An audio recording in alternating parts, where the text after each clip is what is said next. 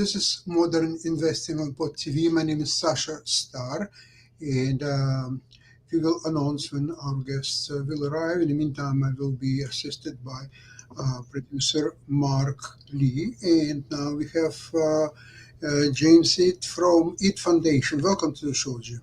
Thank you, Sasha. It's great to be here. Yeah, okay. So today is the first day of shutdown of U.S. government.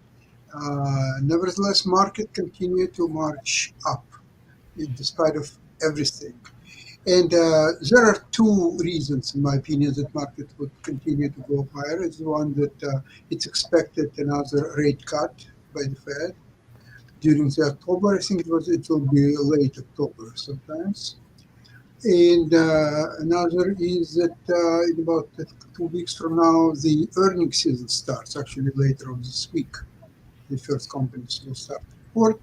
And so the expectations are that the earnings are pretty good. Most companies, not all. But we'll see how it will play out. What's your opinion, Jim?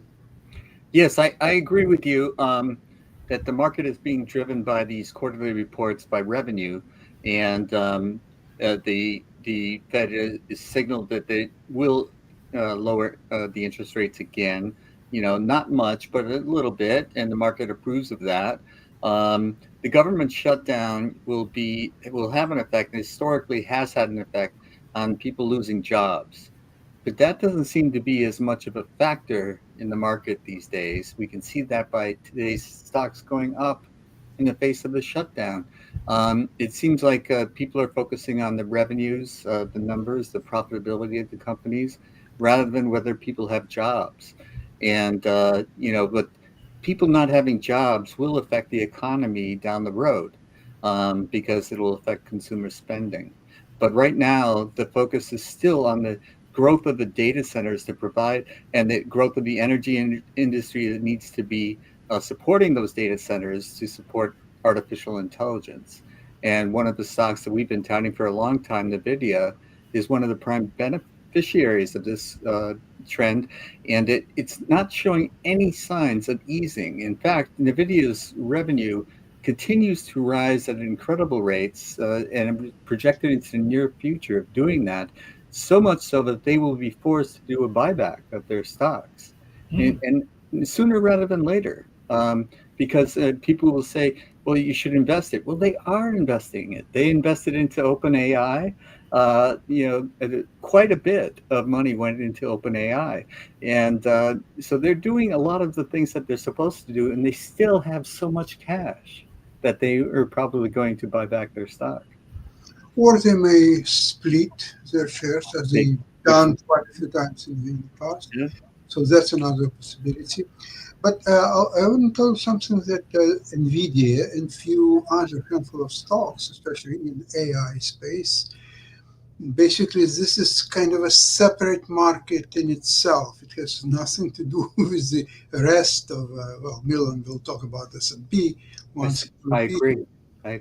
But I would split S&P 900 and 490 stocks and 10 stocks, which are actually getting up all S&P regardless of what other 490 stocks are doing. I don't know if Milan is aware of it, because if he is, then maybe he should have adjusted his strategy. May have to adjust his strategy. Hey, Jim and Sasha, I'm confused a little bit about something, and maybe y'all can clarify it for me, because you're saying that it's not having an impact, the shutdown and everything, but I was always under the impression that one of the things that the government does is releases Bureau of Labor statistics that are about unemployment and the unemployment figures, and those won't be released because the people that release it are some of the people that are being laid off and everything. So exactly, Mark. Yeah. And if you release numbers that Trump doesn't like, you get fired. Right. So that's why I'm confused about that, because apparently the numbers won't be released. And like you said, if you release numbers that he doesn't like, then he gets rid of you and everything like that. So it's very confusing in that sense. So I would think that it would have an impact, but that's what I was lost on. Yeah, no question. It will hurt jobs. The way Trump is managing his presidency, I assume that I wouldn't rule out a situation at all where he will fire all of government employees. He will fire all senators and all House representatives and tell them, go and find yourself jobs. You are not needed here. I know what I'm doing and I don't need your help. So Did he have a popular TV show that was basically the theme and Yeah, everything? So it sounds like he's running The Apprentice as the government, though the government is being run like his show, The Apprentice. Because what was his famous line? Did you remember? you're fired. Exactly, Yeah, that was the famous line. but in the government, he doesn't do it in person like he did on the TV show. He sends an email or has someone else do it. So apparently, he doesn't really like to fire people he in can real. do it through Twitter or through social. He doesn't need to Yeah, sign anything. exactly right. He He can will do it through social issue media. tweets and messages, and we'll just say thank you very much for your service.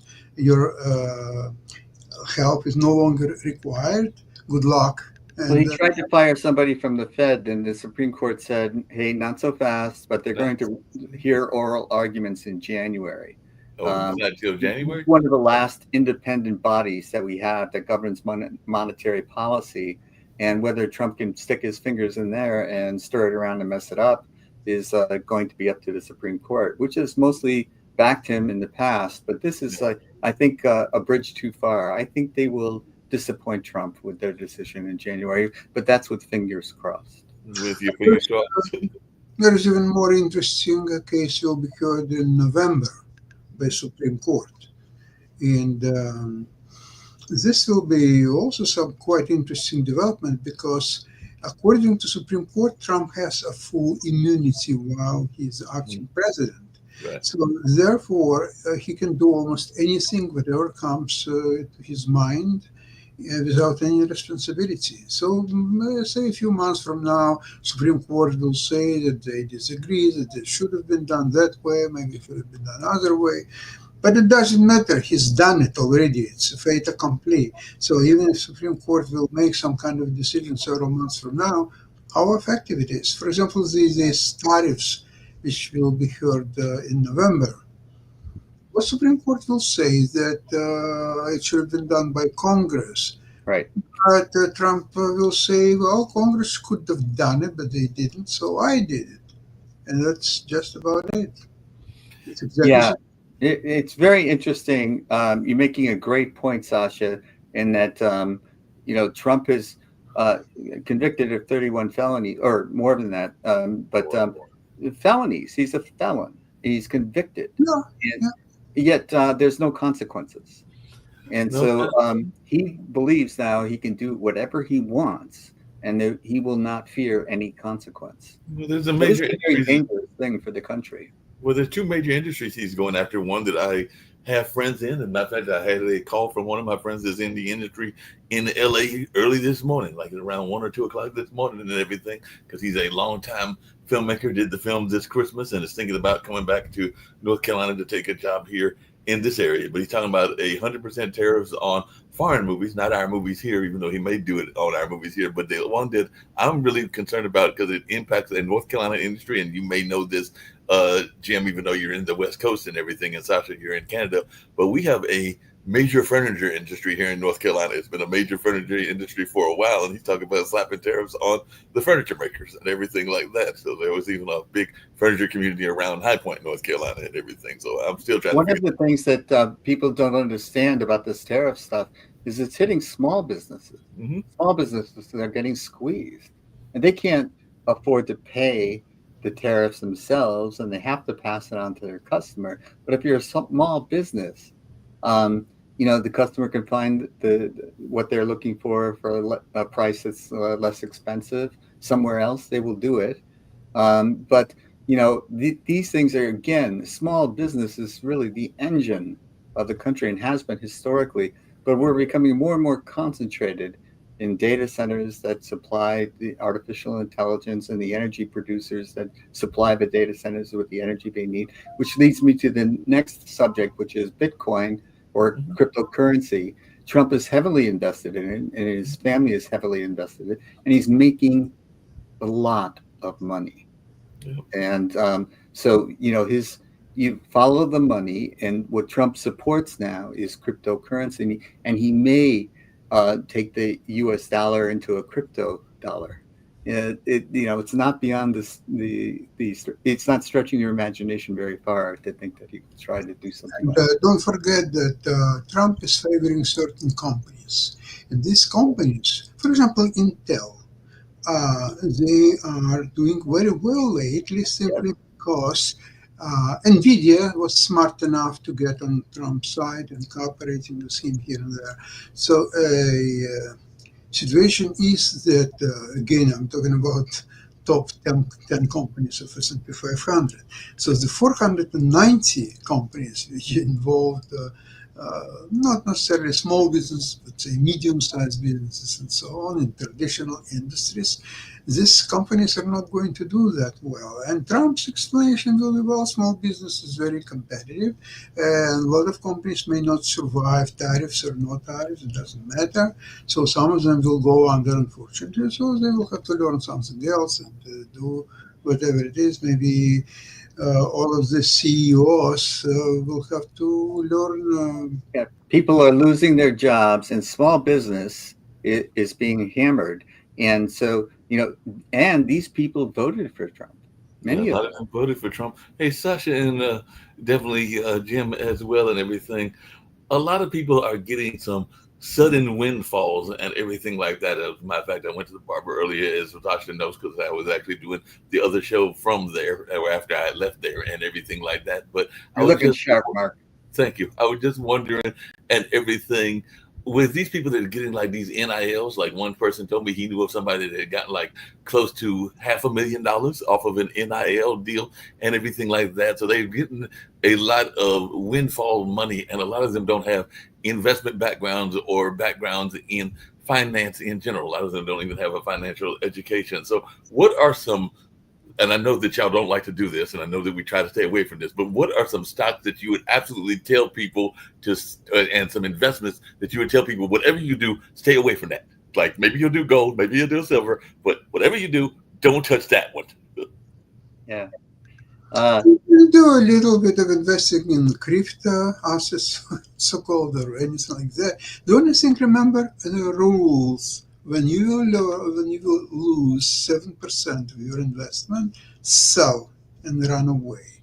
Because alternatively, if you have $500,000 and you got into cryptos or some other so-called assets, is that you may lose all your $500,000 and quite quickly, especially if you bought something on margin. And this will lead you to a situation when you will be $500,000 poorer, but you will get financial education and you will be very well educated financially. And okay, then you learn something else. You can drive Uber, you can learn to become a chiropractor or maybe some other tribal professions. The life goes on. yeah. Well, the thing is when you get into crypto, I still think it's the wild, wild west. And you know, the thing is that Trump is an insider in crypto, and he'll have a family member make a deal with a wealthy Saudi Arabian or something like along those lines, and so they have an inside track that the average person does not have. And the average person can lose a great deal of money in crypto. I avoid it because I don't understand it well enough. In terms of, I have no insider information. If I could find out what Trump is doing and do what he does, then I know that I would make money. But that's neither here nor there in terms of what the question that you asked, Mark. There's stocks but I always say stick with what you know. Like if you know the film industry, then you probably know which companies are doing well and which companies are likely to do well in the near future. So stick with that. Yeah, But if if you get into speculation, that's not the same as investing. So um, crypto to me is speculation, and I avoid it. But but Trump will make a lot of money off of it. Jim, you know that there are a lot of money going from US dollar into gold and crypto. The reason is that you cannot print more gold than there is in the ground, and Right. being extracted and developed. And so is crypto. Bitcoin can make available up to 21 million bitcoins, and that's it. So there is no such thing as a printing bitcoins. And so Ethereum and some other assets, you cannot, because you have a ceiling of 21 million. So I don't know how many of them available. I think well over 19 million already available. So Trump has got around that because his crypto company is not Bitcoin. So yeah, that's right. Yeah, once you're in alternative cryptos, and there are different rules. Some of them also have some limits, some others they don't have. So this is quite unclear how it works. But U.S. dollar, it seems to me that the debt is already over $37 trillion and counting. And in the case that U.S. dollar is going down and interest rates are going down, they may be very short lineup of people and countries who are willing to purchase even more U.S. assets denominated in dollars. However, even in this case scenario, so it will be Federal Reserve who will absorb all this liquidity and buy more and more U.S. assets. So if you can imagine for a second that no one is taking U.S. debt and Federal Reserves eat it all, so the Federal Reserve by far will be the biggest lender of US dollars. And because Federal Reserve is the only facility in the world that can print US dollars as much as possible, so US dollars will go, so essentially there will be no foreign debt. It all will be owned by Federal Reserve itself. And the dollar will go into Mexican peso category, and I don't think that U.S. will benefit from this. it's incredibly inflationary in that Yes. that you will be paying thousands of dollars for well, I can remember paying a nickel for things, a dime for things. There was a 5 and dime stores all over, and now they're dollar stores, and now they will be $10 stores. I don't know, but inflation has never been our friend. And but one of the things that I've noticed that Trump is doing is there's only two ways to attack the debt: increase your revenue or to limit your spending. And limiting your spending is very difficult. Actually, it's the reason we have the shutdown now. They want to gut the Affordable Health Care Act. And again, the Affordable Health Care Act only helps those who are poor, not those who are rich. So Trump has no interest in it and wants it to expire. And so they're able to, they're fighting about that, which is why the government is shut down. And if they can not lower the spending so much, then he's going to do all these revenue things, which he thinks the tariffs are. And the tariffs are revenue generating, but it's from the American consumer that they're generating the revenue, not from the foreign entities that he's slapping these tariffs on. It's not England and France and Germany that are paying these tariffs. It's the importers who are getting those products at the prices that were set before by those countries and trying to turn around and sell it to the American consumer. And they have a choice of either eating it and lowering their profit or passing it on to the American consumer. So that's what we're seeing. Jim, do you remember the beginning of Liberation Day? Hello, Milan. Welcome to the show. Thank you. Thank you for having me. Remember, Trump brought this board, this carton board, and he says, okay, look at this. This country, 10% tariffs. This country, 35%. This country, 49%. This country, 50%. This country, 48%, and so on and on.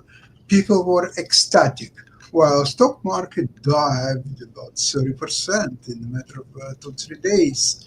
So Liberation Day, it's a nice name for this event. Of course. Yeah. Cost investors a lot of money. Yeah, Make America Great is a great slogan. Yeah. or make America healthy again, which is RFK's thing and everything, because he wants to make everybody healthy, which I know Milan which he's doing the opposite. Yes. doing the total opposite of everything. I just had a quick question. I'm going to bounce after I ask this question and everything. But what do folks think about this whole notion of morality investment and everything. Because I know some people that will not invest in something because it is immoral in their mind. Like you have people that won't invest in Smith and Wesson, even though Smith and Wesson probably makes a lot of money because a lot of people buy guns and everything because they know what happens with the guns. They kill people and everything. So I just wanted, what is y'all thoughts around this notion of people that are against investing for things because they feel that there is a moral aspect of it?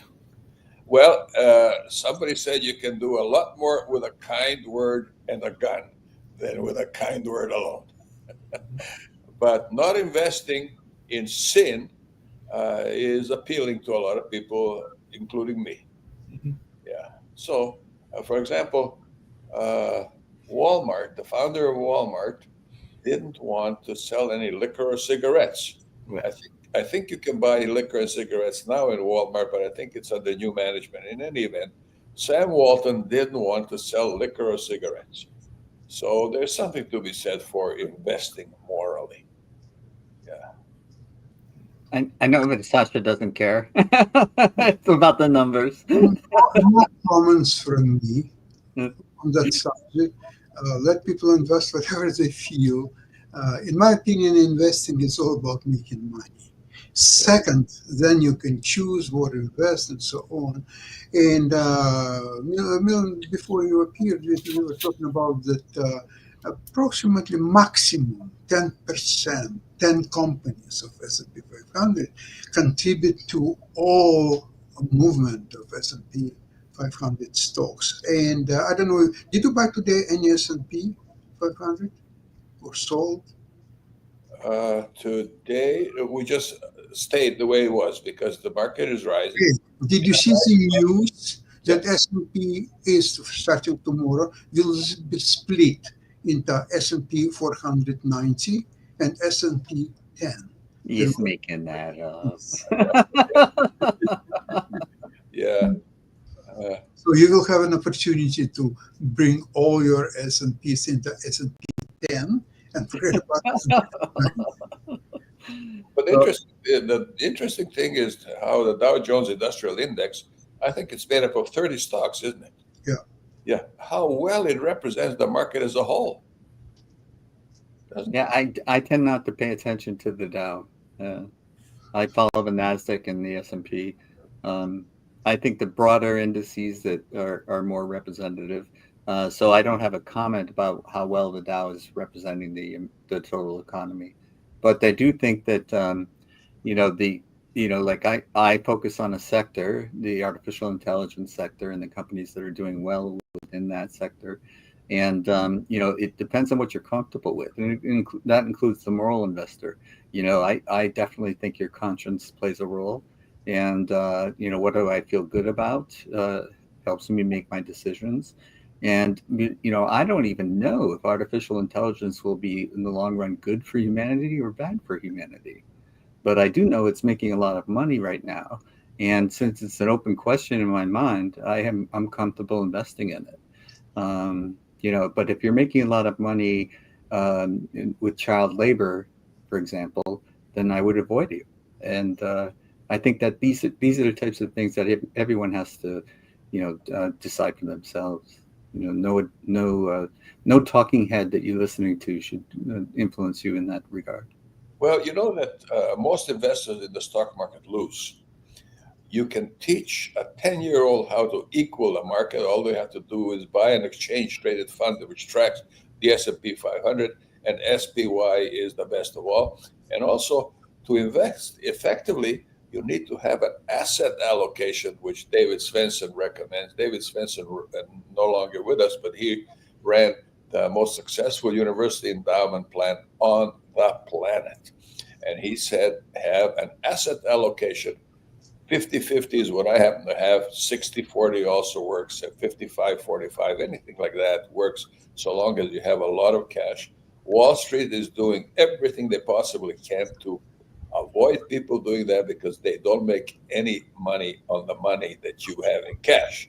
So now, if you have David Svensson's asset allocation of 50-50, 50% in cash and 50% in the market, as represented by SPY, happens to be the best exchange traded fund which tracks the market, if you have that 50-50, then every time the market goes up, you sell SPY to get back to your 50-50, you are taking profits. Anytime the market drops and you have more cash than the market, then you buy bargains. You're constantly taking profits, constantly buying bargains. It's impossible to beat that. Yes, it can be done, but the chances of beating that approach are close to zero. Now, a few Mozarts of investing, and I would say James E. would be one, and Sasha Starr would be another. A few Mozarts of investing can beat that, but the prospects of beating that are close to zero. And that's all I have to say. And you don't need to run this program if you listen to that. The other thing that, Mark, if people come into a sizable chunk of cash that's beyond what their normal means, and they want the safe investment, don't put it in your savings account. Right. Because it rarely keeps up with inflation. And what you can find are certificates of deposit. And again, not from your bank necessarily, but from these mortgage brokers who are offering a return that's much higher. And I've been reading recently about these certificates of deposit that you can get all your money back after 7 months. So it's not a long-term commitment without penalty. The certificates of deposit used to be longer term, like 2 years or something like that, and a penalty if you removed it earlier. But now, because of all the pressure for what to do with money and all the competition that's out there, these certificates of deposit have been paying more and penalizing less. So it's another way. How much do y'all pay attention to acquisitions? Because you asked about Walmart, and Walmart does sell liquor and everything. But BuzzBalls, which was a woman-owned and minority-funded company started by Marilee Kick when she was writing her master's thesis from Texas Women's University, then got bought out by another company and everything, and apparently is still doing well. And it was bought out last year and everything. So I just wondered, from a investment standpoint, how much do y'all analyze companies buying each other? Oh, I think that's another way to make money, but there's an awful lot of luck involved in that. For example, we had a lot of money in Xilinx, and when they were acquired, they became much more valuable. And but I didn't have anything to do with that, and I didn't predict it. So it just happened, luckily for us. When a company is buying back its own stock, that's one of the few certain ways of making money. NVIDIA is one of those examples. I think that is going to, in the near future, be buying back its own stock. And one of the things that I got lucky again, I didn't have any control over this, but I was heavily invested in Charles Schwab, and they split, and then they split again. And they were trying to keep their stock at a price that people could afford to buy it. And every time they split, it would go back up to where it was, and they would split again. And this is another way that you can acquire a great deal of wealth without any risk. But how do you predict a stock that's going to split or buy back its revenue? The one thing that I look at is what's their level of debt. If their level of debt is high, I tend to avoid it. If their level of debt is low, and then the other opposite side is the revenue. And if the revenue is increasing, such as a company like NVIDIA, the AI industry in general, AMD and Intel, which I thought were old dusty things, they've done the pivot. How do you predict? We tell our members, we have some 300 members in Monday Morning Millionaire, we tell our members to look at predictions for amusement only, because they are wrong so much of the time. Now, the Irish sweepstakes some years ago showed this. People who win a lot of money, if they win more than 3 times of what they're used to managing, they make major mistakes with it. If they make less, 3 times what they're used to managing or equal that, they're okay. But more than that, they make major mistakes predictably. So that's an interesting thing, isn't it? Well, it is, because, but it's also you can talk about boxers who would come into a lot of wealth and then lose it.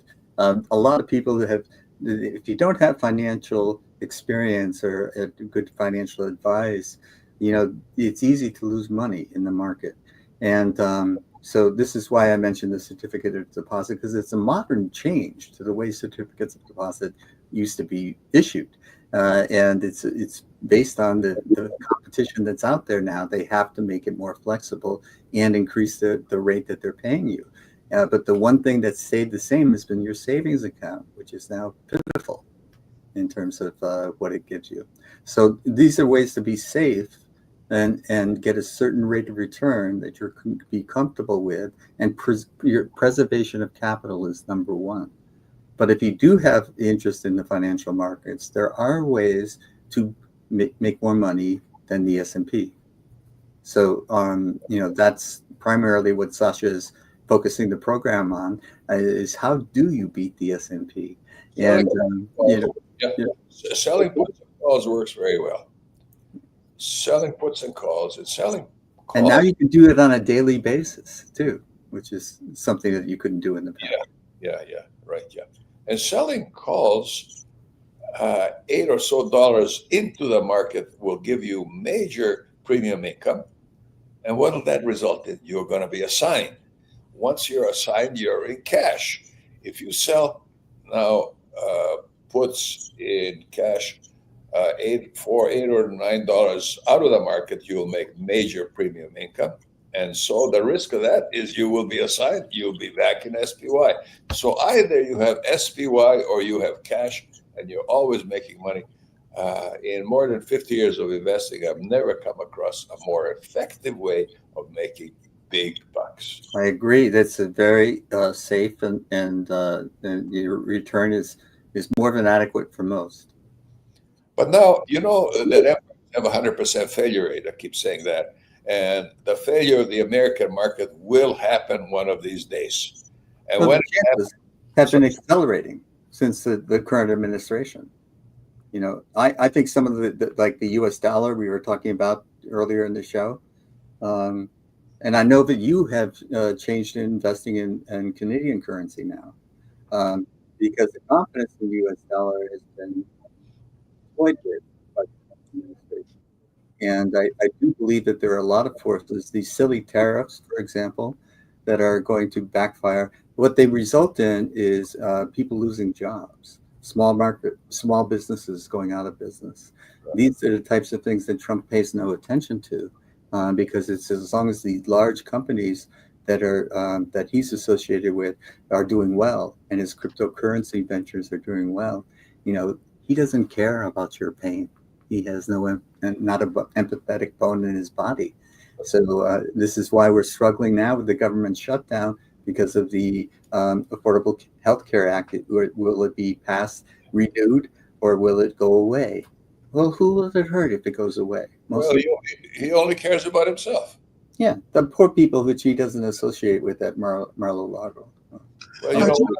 I would like to ask you a question. When you discuss certificates of deposits, it means that you're still staying in US dollars because they're all in US dollars. Yeah. Now, if US dollars is losing against all other currencies, against gold, against crypto, and against just anything, even against oil, then certificates of deposits are by definition is losing proposition, regardless of whatever percentage you're on, 4%, 5%, it doesn't matter. If you're in US dollars, you're at the mercy of the US dollar. Absolutely. So this is why I wouldn't even look at anything except that I would rather buy physical gold, buy some other assets. Even crypto, in my opinion, now it's better. I wouldn't call it an asset, but overall proposition, at least, than US dollars, especially certificates of deposits or so on. This is not the way to manage your money. But that's my opinion. Well, the main thing is, in my view, is you getting a rate of return that's above inflation, and that's preserving your the preservation of your capital. However, Buying power is going down, so it's not that going to save you. The way that you beat inflation percentage of two, it's not going to help you a lot. and again, if the U.S. dollar topples, and gold has historically been the investment to do against that possibility, and it seems more and more enticing the more and more we become worried about the US dollar. Silver is doing very, very well. So Yes. all this alternative, almost any asset but US dollar is doing quite well. And I don't see that US dollar will go anywhere higher than it is now. Lower, yes, it will for sure. Yeah, we need to change the policies, and we'll see about the midterm elections. There's special elections being held. We'll see how those go. But people have to wise up that they've been voting for things that have been causing loss, harming small businesses, and these people need to stop voting against their own self-interest. Anyway, just before we finish, I'll tell you how I'm preparing to next market movement in the near future. I believe that overall market traditionally in October going down more often than up. Is this month going to be exception? We'll see. It's possible. But in the meantime, I'm preparing by purchasing, which I never done, or at least lately, puts on certain U.S. companies. For example, Buy or sell. no, I'm Buy, buying. I'm buying. which is a big change. Yeah, normally we recommend selling. Yes. Yeah, but what I'm doing, I'm buying long-term puts. For example, like General Motors March 2060 puts. I'm buying those. General Motors is trading around $60, $61 a share. I bought 10 60 puts, so essentially it's almost at the money. And I don't have to wait until it will go down to 45 or 50. Even if it will go down to 55, I'm already making quite a lot of money. And I will sell all of them, or maybe half of them. We'll see. And Plus the premium. oh yeah, it will be, maybe even later this month, maybe next month. Also, for example, companies like Rigetti Computers. It's a quite risky stock, high tech, and they have a great run from $3-4 to now over 30. I think it's $31 or so now. So I've purchased a bunch of 31 puts, and not a lot, not like GM, but quite a few. So I'm trying to capitalize on that. I've liquidated my Nvidia stock. While it still continue to go up, maybe I will regret that I did it, because it will go, if it will break through 190, then 200 is almost a matter of 2-3 days. So we'll see. Right now there is a resistance around 190. So we'll see if there will be a market downturn. Nvidia may go down to 175, 180, and maybe I will buy them back. We'll see how it will play out. But at least, therefore, I have also some other positions which will allow me to profit from market downturns, such as this SPXL. It's ETF reverse split, S&P 500 short. SOX, it's semiconductors short. I think 1.5 times short. So that's, I keep it, it's not moving anywhere, but because market is not moving anywhere. So if the market will have a downturn, even 5%, all this position will be very beneficial. Well, just question of time when it will. I adjusted modestly my positions in August to increase my cash allocation, because September and October have usually been kind of dicey in the market. But nowadays I'm thinking that the past is not necessarily predicting the future very well.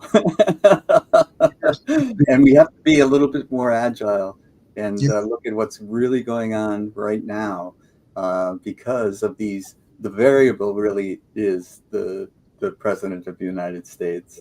What will he do? Who knows? Yeah. We can't put anything past the guy. The recent Wall Street Journal article, the recent is yesterday, said that he is very popular and his popularity is increasing, particularly in the South. Most people that I talk to are not very happy with him. One of the best things that Hitler did was he shot himself. And Trump is not going to do that, but one of these days he will not be around any longer. That will not come soon enough. But, if empires have a 100% failure rate and the failure of the American empire is about to happen, what do we do with that? How do we invest with that as a background? Maybe we can talk about that the next time. Okay, gentlemen, we covered a lot of ground today, and I would like to thank you both for participation in today's program. And good luck in investing, and have a great week. And we'll see you next Wednesday, same place, same time. Bye-bye, everybody. Thank you. Bye. Good luck. Goodbye.